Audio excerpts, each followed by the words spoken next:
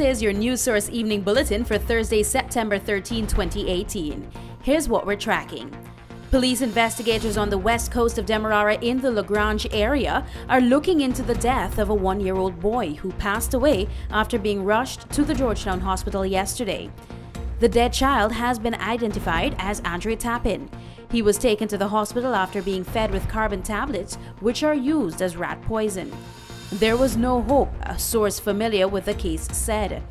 According to reports, the baby would usually be left in the care of the older brother whenever the mother was busy with household chores. News source understands that the brother reportedly became upset with the regular task of taking care of his baby brother and decided to feed the child with the rat poison. Moments after the child ingested the poison, he started to vomit, and that got the mother's attention. It was then that the 10-year-old reportedly admitted what he had done. The baby was rushed to the hospital where doctors were eventually forced to pronounce him dead after he gave his last breath. An investigation is ongoing. More news in a moment. We can do more with love. We can share strength with love. We can sail off to something beautiful. Yeah, all I need is more of you. All you need is more of me. Our love is all that we need. Yeah, I wanna love, wanna love, wanna love, wanna love, wanna love you right. Gotta let her love, let her love, let her love, let her love for the coldest nights. I wanna love, wanna love, wanna love, wanna love, wanna love you right.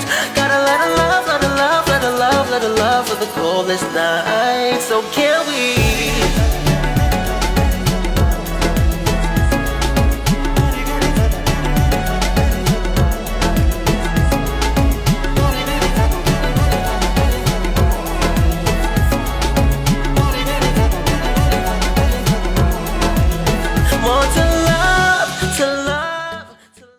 Welcome back. An East Rheinveld hairdresser who was nabbed on Sunday with 100 cocaine-filled pellets in her stomach and an additional pack of cocaine stashed in her vagina will be spending the next 4 years in jail. 46-year-old Karen Stuffel appeared in court this morning and immediately told the presiding magistrate that she accepts responsibility for the crime and did not want to waste the court's time. She explained that she was paid $400 in advance to ferry the cocaine out. She said she was also provided with the airline ticket. The cocaine-carrying hairdresser apologized to the court as she asked for mercy. She said she will never allow herself to fall victim to the cocaine-carrying trade again. In addition to the 4 years in jail, the magistrate also fined the convict $2.3 million. Stuffel was held by agents of the Customs Anti-Narcotics Unit on Sunday as she prepared to board a New York-bound flight at the Cheddi-Jagan Airport. During a search of the woman, a large package containing a quantity of cocaine was found in her vaginal cavity. Upon further questioning, she admitted that she had also swallowed 100 pellets. She was immediately arrested and taken to a city hospital where she excreted the pellets. At least the 3 other persons linked to her drug trafficking effort have since been arrested, and a search is underway for a 4th suspect. One day after President David Granger stated that the opposition leader should indicate the process he used for rejecting the nominees for Chancellor and Chief Justice, the opposition leader has stated that the president has never made such a request of him. At his weekly press conference this afternoon, Jagdeo said the president never asked him to justify his rejection of the 2 nominees for the top judicial posts. When questioned about his reasons for not agreeing with the nomination of Justice Kenneth Benjamin and Justice Yonit Cummings-Edwards, Jagdeo said he would prefer not to deal with the constitutional matters based on press reports. We have seen the Pradovel matter come up once again. This is becoming like one of those long series, with periodic episodes with different plots and different twists to the plots surfacing. So the new iteration of the Pradovel affair is that all the ministers, members of the cabinet who were there in 2010 are being invited into Soku. And from what I gathered, from what I'm told, that they are asked about 2 things mainly. Some $13 million contract and about the vesting order. whether the cabinet and individual members had knowledge of the law governing vesting. President David Granger told reporters yesterday that a transparent and legitimate process was used to come up with the nominees for the top 2 judicial posts. He said while Jaglio did not offer his support for the nominees, he has not indicated his reasons for rejecting the 2 judges. Mr. Granger said if the opposition leader could show that he had a similar process that was used to justify the rejection of the nominees, then it might be something to consider. Under the Constitution, there must be agreement between the President and the opposition leader on the appointments of Chancellor and Chief Justice.